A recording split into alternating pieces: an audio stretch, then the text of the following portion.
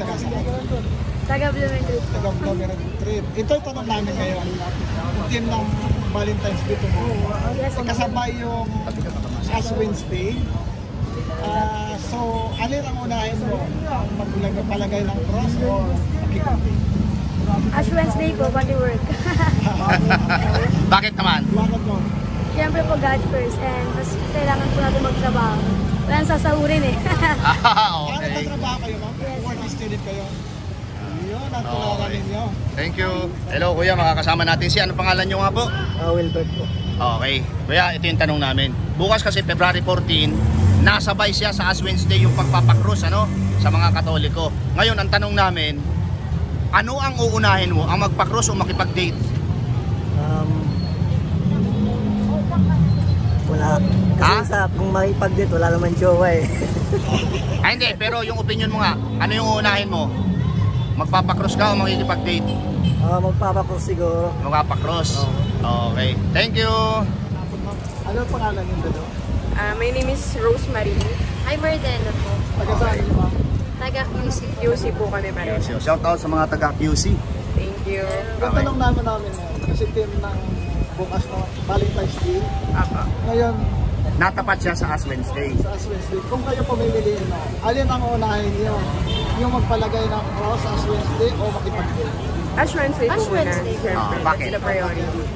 Hindi naman mabubuo ang family without going sa church. Diba? Pwede rin naman na yung Valentine's nyo eh. After.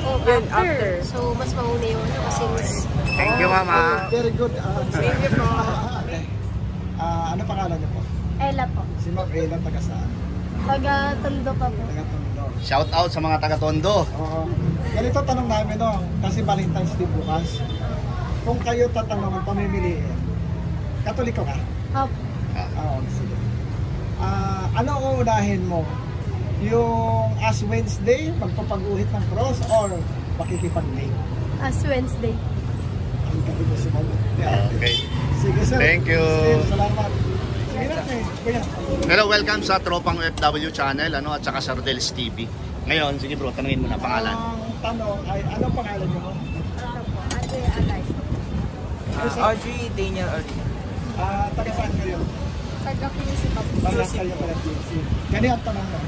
Kasi bukas na Valentine's Day, tatapat sa Ash Wednesday. Ash Wednesday. Kung kayo tatanungin, ano ang uunahin niyo? Magpalagay ng cross o makipag-celebrate sa Valentine's Day? Makipag-date. Makipag-date. Magpalagay po ng cross. Wala po akong Pwede po. Ikaw. Para po sa akin, pwede naman pong po. So, after po, pwede naman po makipag-date. Okay, teka lang ate. Ano, medyo may napansin lang ako. Bakit meron kang ano doon sa gilid? Parang may sign ng ano, lips. Oo. Ano po? Pinatatak ko lang po sa taas. Ay, pinatatak sa taas. Para po na ano. Na may ka-date? Na may kasi. Okay. Thank you. Mapapalo pangalan mo, ma'am? Trixie po. Kayo, ma'am? Liza po. Taga saan kayo, ma'am? Blumentritt. Taga Blumentritt. Shout out sa mga taga Blumentritt. Oo. Okay. Ngayon ang tanong namin, ma'am, mabagay din sa Valentine's Day bukas. Bukas, oh. Tatapat sa Ash Wednesday. Oh. Kung kayo tatanungin, alin ang unahin nyo? Yung magpapalagay ng cross o Makikipag-date. Siyempre, ano yung palagay ng cross? Okay, bakit? After na magpalagay ng cross at saka makipag-date. Ay, ganon yung ano. Ganun po siya. Ah. Ako po kasi ayos po ako. Walang Valentine's, wala. Ay, ganon. Okay. Salamat. Thank you. Joy po. Joy to the world. Ate, maraming salamat ha. Ito po yung tanong namin. Sige. Yung pareho. Kung alin yung sagutin ni ate. Ate Joy, okay po. Taga saan siya? Davao po. Davao. Okay. Shout out sa lahat po ng mga taga Davao ano. Ate, ito po yung tanong namin. Bukas po kasi ay Valentine's Day.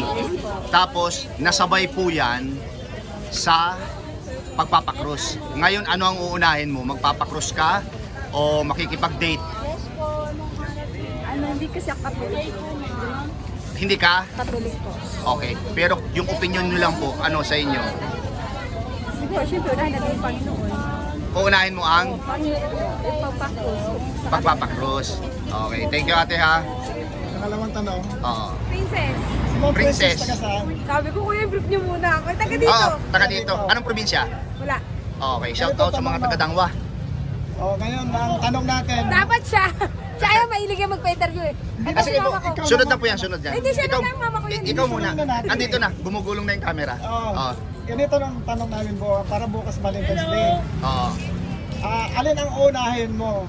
Ash Wednesday o makipag-date? Ano, hindi mo na ako magde-date kasi may asawa na ako. Okay. Mag-date kang dalawa. Oo, mag-date kayong dalawa. Yung paglabas na mag-asawa, date pa rin yun. Pero ano yung unahin nyo? Magpapakrus o makikipag-date?